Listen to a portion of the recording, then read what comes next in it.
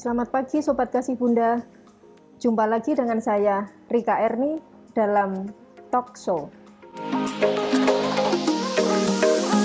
Hari ini tanggal 28 Juni 2023 adalah hari ulang tahun Rumah Sakit Kasih Bunda yang ke-25 tahun. Kali ini dengan Silver Celebration atau ulang tahun yang ke-25 RSIA Kasih Bunda dengan tema Sharing is Caring of You. Kali ini atau tahun ini kami berbagi dan kami peduli. Talkshow kali ini dalam rangka anniversary rumah sakit yang ke-25. Tahun ini 25 Silver Celebration dimulai dengan acara baksos dari donor darah tanggal 23 Juni, kemudian tanggal 24 Juni, dilanjutkan dengan pengobatan gratis yang melibatkan masyarakat di sekitar Pare. Terus kemudian dengan acara tanggal 25 Juni, acara cycling yang diikuti oleh keluarga besar RSIA Kasih Bunda. Sobat Kasih Bunda, talkshow kali ini kita ada bintang tamu sangat-sangat spesial pastinya. Jadi beliau adalah owner RSIA Kasih Bunda dan pastinya Sobat Kasih Bunda lebih tahu. Talkshow kali ini dengan tema program hamil dengan Dr. Frans Padang SPOG. Selamat pagi Dr. Frans. Selamat pagi Bu Rika. Ya, gimana Dok kabarnya? Baik, alhamdulillah sehat. Oke Dok. Terima kasih Dr. Frans sudah hadir di acara talkshow kali ini. Sebelum kita mulai acara talkshow Dok, ini kan hari lahirnya Rumah Sakit Kasih Bunda. Kebetulan juga hari lahirnya Dr. Fran ya. Jadi saya mewakili dari keluarga besar RSIA Kasih Bunda mengucapkan selamat ulang tahun Dok. Gini Dok, talkshow ini sebenarnya kan memang karena request dari pasien ya. Karena pasien itu banyak yang tanya bagaimana sih program hamil itu. Mungkin bisa dijelaskan sedikit dulu Dok, bagaimana sih program hamil itu di RSIA Kasih Bunda? Karena dilihat dari statistik, Kasih Bunda itu banyak pasien-pasien yang memang ingin punya anak ya Dok, atau infertil gitu. Monggo, silahkan Dok. Baiklah Bu Rika, jadi begini ya. Kalau kita berbicara program hamil, artinya kita akan mengikuti suatu program untuk terjadi kehamilan. Yang jadi pertanyaan tuh kapan sih kita harus program hamil untuk suatu pasangan? Ya. Karena kadang kita melihat orang yang menikah 2 bulan datang mau program hamil. Sebaliknya yang udah menikah 10 tahun baru datang untuk mau program hamil. Jadi memang ada sesuatu yang tidak jelas dengan program hamil. Program hamil itu ada definisinya. Jadi pada usia kurang dari 30 tahun, itu biasanya sampai 1 tahun menikah. Jadi menikah 1 tahun dengan hubungan seks yang teratur, hubungan suami istri yang teratur. Ya. Jadi jangan suami di Jakarta, istrinya di Pare, nikah 10 tahun, tidak punya anak, ya pasti suaminya di sana. Begitu. Jadi syaratnya hubungan teratur suami istri dalam waktu 1 tahun belum ada anak, kita harus mulai mengikuti program hamil untuk kenapa orang ini tidak punya anak. Begitu. Kalau usia udah lebih dari 30, mungkin 35, kita biasanya ambil 6 bulan. Karena makin tambah usianya makin susah untuk hamil. Dan itu memang udah alamiah. Ya, jadi kadang orangnya subur dengan umur 45 pengen hamil. Ya saya hanya mengatakan mudah-mudahan aja lah. Gitu ya. Jadi kembali lagi kita harus mengerti. Jadi kalau kita bicara program hamil, artinya paling tidak kita menikah 1 tahun. Kalau umur kita masih 27, 28, 25, kok belum hamil, hubungannya tinggal bareng, hubungannya juga teratur. Ini penting sekali. Karena ada pasangan yang program hamil karena menikah 3 tahun, nggak punya anak. Hubungannya teratur, tapi ternyata istrinya masih perawan. Ya, jadi hubungan yang benar dan teratur. Mungkin begitu kali Bu Rika ya. Kalau Ya, artinya kondisi pasien dalam hal ini yang perempuan kan harus benar-benar sehat juga ya dok ya? ya, jadi kalau kita bicara program hamil, tentunya kan harus sepasang, ada suami, ada istri. Ya, jadi tidak mungkin kita hanya mengatakan ini bahasa awam yang selalu mengatakan kamu tidak bisa memberi anak gitu loh. Iya. Lalu suaminya mau kawin lagi, kawin 1000 kali juga kalau memang mandul ya tetap tidak punya anak. Gitu. Jadi kalau orang ingin program hamil, datanglah berdua dan siap untuk diperiksa. Iya. Dan katakan yang sebenarnya. Kadang dari pertanyaan aja kita udah bisa memberi nasihat dan 1-2 bulan kemudian udah hamil tanpa obat-obat. Jadi kalau di Kasih Bunda itu saya tuh membiasakan tidak menyulitkan orang atau membuang uang untuk barang yang tidak perlu. Jadi datang program hamil tanpa periksa apa-apa, minumnya vitamin, dan vitamin. Ya sebetulnya itu hanya buang. Kalau ada orang yang ingin hamil dalam 1 tahun tidak hamil, harus mencari kenapa dia tidak hamil. Itu dulu yang jadi persoalan. Apakah istrinya, apakah suaminya? Artinya kalau mau promil di Kasih Bunda itu ya memang harus langsung satu pasang ya dok? Nggak Ya, bisa harus kalau berdua. cuman Paling ibunya. tidak suami mau diperiksa lah. Ya. Suami ini susah. Justru itu kan biasanya kan rata-rata kalau laki kan ngapain sih gitu, ya udah ya yang Ya, perempuan betul. aja dulu gitu. Betul sekali, karena orang laki itu egois dasarnya. Dia merasa kalau dia bisa kumpul dengan hebatnya, dia merasa bahwa dia pasti subur. Iya. Yang kita lihat itu bukan kuatnya, tapi spermanya ada isinya apa enggak. Iya. Ya, apa spermanya cuma air yang kalau istilah kedokteran dari vesika seminalis, jadi hanya cairan aja, tapi isinya enggak ada. Jadi ini harus kita memang tidak sesimpel itu berbicara program hamil. Kalau kita tanya orang laki, oh saya biasa dong, seminggu hubungan 3 kali, 15 menit, setengah jam, udah cukup kan katanya, iya. Tapi tanya istrinya gimana Bu? Ya cukup sih cukup dok, tapi enggak pernah masuk katanya. Nah ini ya repot nih. Ya, karena jadi memang yang nomor satu, saya mau mengingatkan kalau ingin program hamil, kita ingin ada kejujuran. Tidak selalu harus obat. Jujur dulu kita bercerita. Apakah perlu obat atau tidak. Karena supaya gampang dimengerti, saya memberi contoh. Saya ada pasien yang 10 tahun tidak punya anak. Hubungan teratur, udah periksa kemana-mana dan nyatanya sehat, memang waktu kesini juga dia sehat, cek sperma semuanya baik, tidak ada masalah. Kenapa dia tidak hamil? 10 tahun nikah. Ya, jadi setelah cerita-cerita baru dia ngomong. Saya tiap kali mau kumpul, saya kasih obat dok, biar kuat katanya.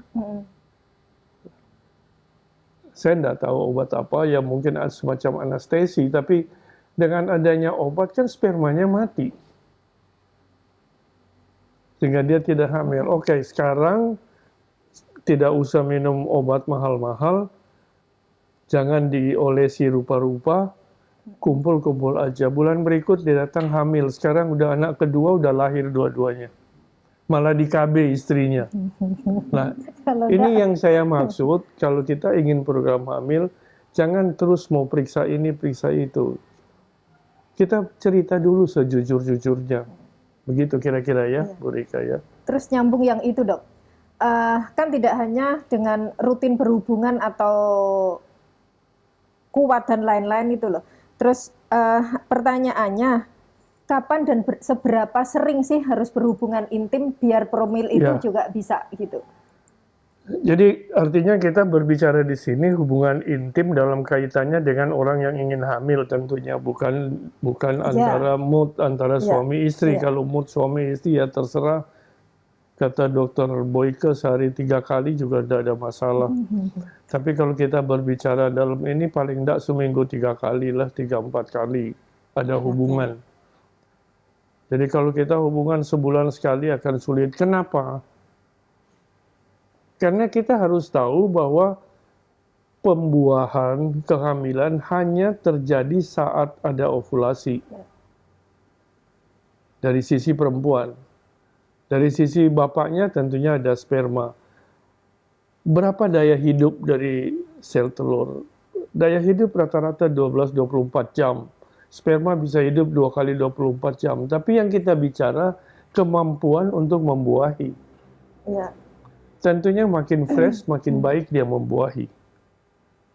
Mungkin kalau nasibnya baik, udah 2 hari juga masih jadi. Makanya kita harapkan dia kumpul misalnya selang sehari.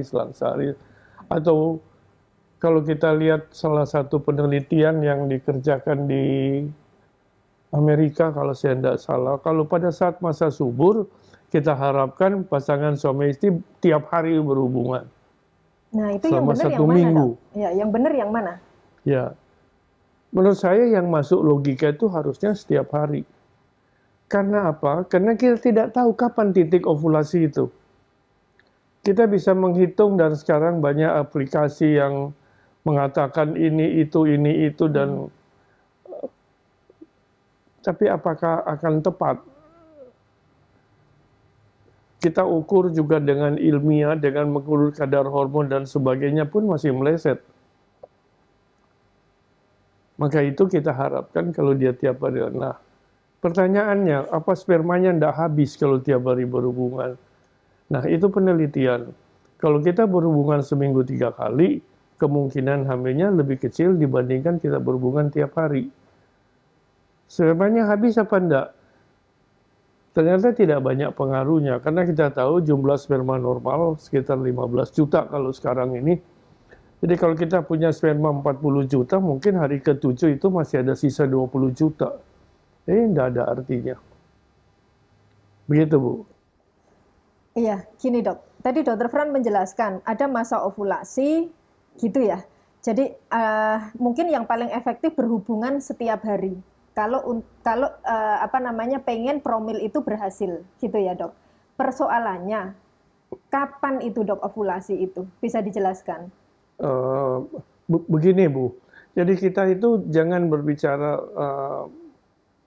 pasti berhasil ya, karena yang pasti itu cuma yang maha kuasa. Ya, Tetapi kemungkinan besar akan terjadi kehamilan.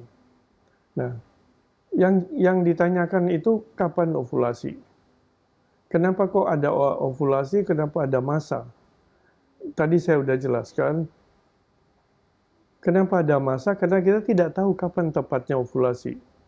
iya, Ovulasi akan terjadi kira-kira hari ke-12 sampai hari ke-18 lah dari menstruasi. iya, Artinya ovulasi itu akan terjadi di hari situ. Nah, satu hal yang harus diingat bahwa ovulasi itu akan terjadi dan tidak akan pernah berubah pada siklus normal 14 hari sebelum mens yang akan datang. Jadi kita harus tahu panjangnya siklus. iya, Kalau kita men tanggal 1, men lagi 28, berarti hari ke-14 dihitung dari awal. Itu saatnya ovulasi. Kadang bergeser, siklusnya jadi 32 hari. Berarti kita harus mundur 4 hari.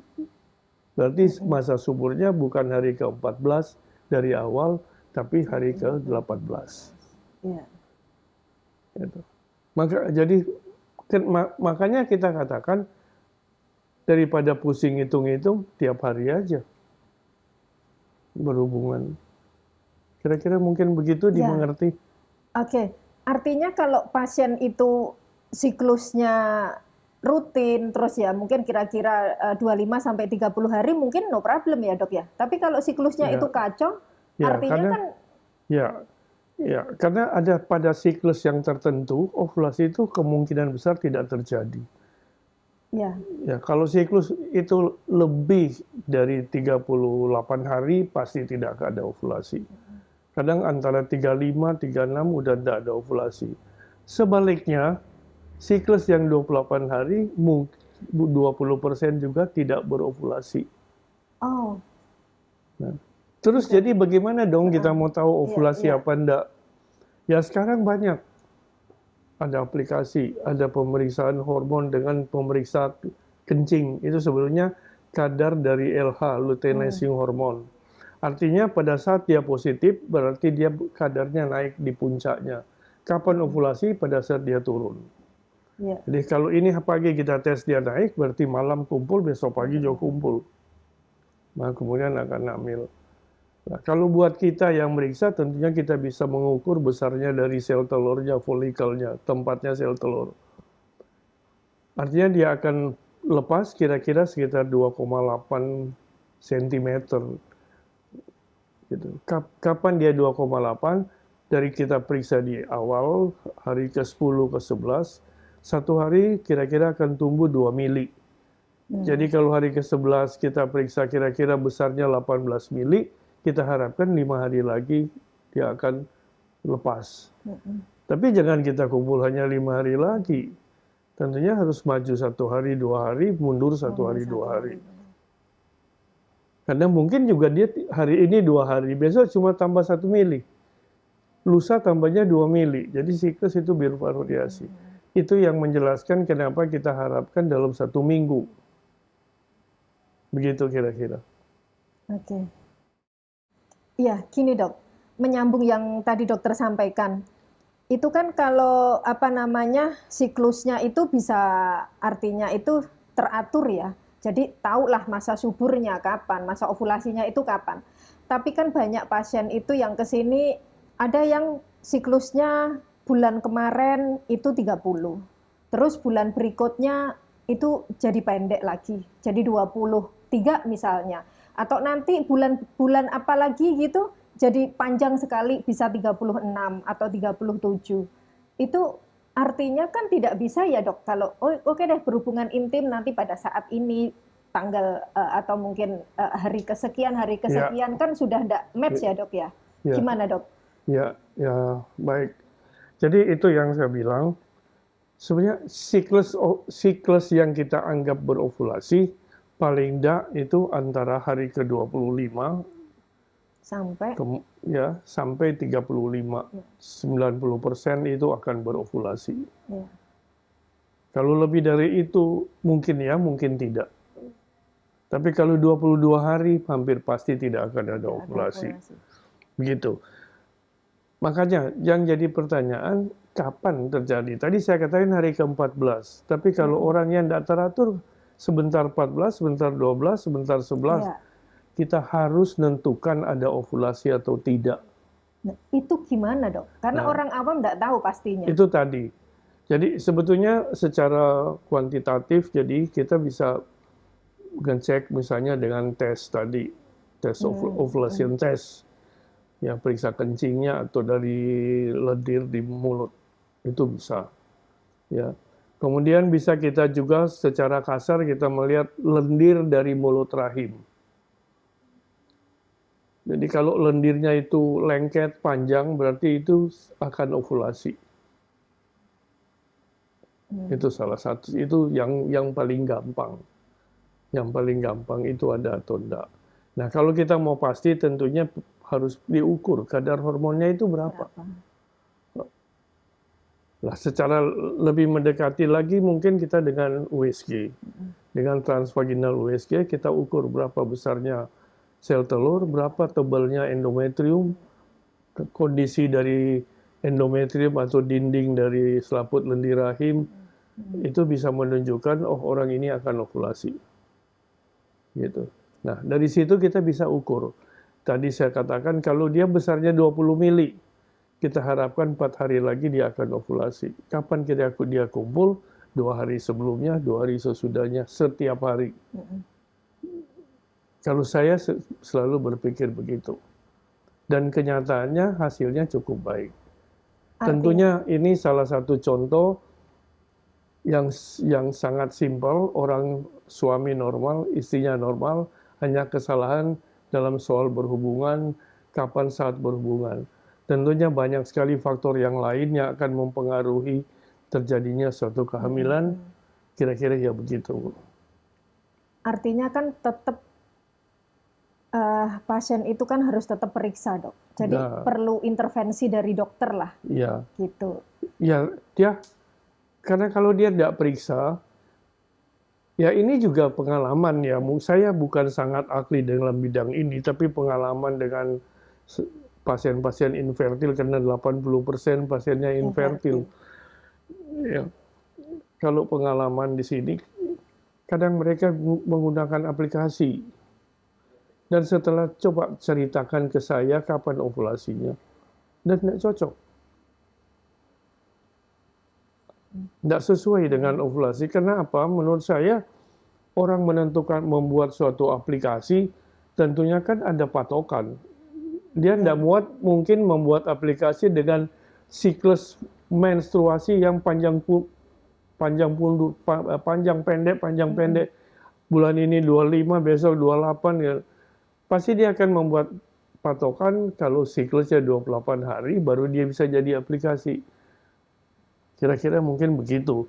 Sehingga kalau dia hanya menentukan dengan aplikasi saja, ya mungkin juga tidak kena. Dia hanya menentukan dengan tes saja, ya mungkin tes berhubungan, tidak hamil juga. Jadi dia harus periksa untuk mendapat penjelasan yang benar. Bukan sekali lagi tidak langsung minum obat. Ya, jadi jangan setiap orang datang untuk promil udah menyediakan obat-obatan, vitamin E, vitamin apalagi macam-macam vitamin. Ya, sebetulnya perlu apa tidak dia menggunakan vitamin-vitamin itu? Perlu apa tidak? Itu ditentukan dulu. Faktor yang menyebabkan dia tidak hamil itu apa? Kalau kita harus mulai dari sana. Mungkin kita akan bicara di lain kesempatan kalau masih diberikan waktu. Oke, Sobat Kasih Bunda, tadi dijelaskan panjang lebar sama Dr. Frans untuk promil itu seperti apa. Artinya banyak sih persoalan atau penyebabnya infertil itu. Dari mulai mungkin siklusnya tidak teratur atau seperti apa, itu nanti silahkan Sobat Kasih Bunda datang ke RSIA Kasih Bunda. Yang pasti ada Dr. Frans Padang SPOG dan juga Dr. Bram Mustiko SPOG. Silahkan konsultasi, nanti pasti akan diberikan penjelasan ataupun mungkin nanti solusi-solusinya. Jadi sampai dengan mungkin dari siklus yang tidak teratur nanti pasti akan diintervensi ya, akan diberikan terapi-terapi dan pastinya itu logik terapinya, bukan hanya sekedar vitamin dan lain sebagainya. Jadi Mams, Sobat Kasih Bunda, silahkan datang ke RSIA Kasih Bunda untuk promil, terus kemudian untuk cek sperma. Jangan lupa di RSIA Kasih Bunda dengan statistik tadi Dr. Frans sampaikan 80% dari pasien itu adalah pasien infertil atau pasien ingin punya anak. Jadi Sobat Kasih Bunda jangan berkecil hati, silahkan datang ke RSIA Kasih Bunda.